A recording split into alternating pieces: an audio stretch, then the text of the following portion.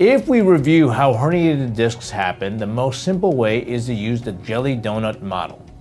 The center of the human disc, which is the nucleus pulposus, ruptures through the annulus fibrosus, which is the woven structure containing the nucleus.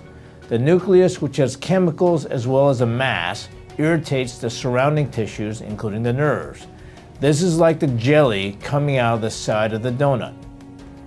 To be more specific, the outer structure, the annulus fibrosus, is made up of cross-linked woven fibers that crisscross and are tied to each other, thus holding the center jelly or nucleus pulposus.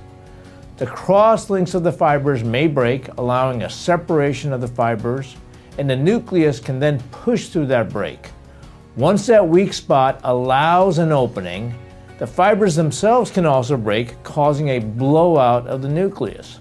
The nucleus material then causes an inflammation of the tissues and the nerves, and the mechanical pressure of the jelly-like substance also compresses the nerves and the tissues.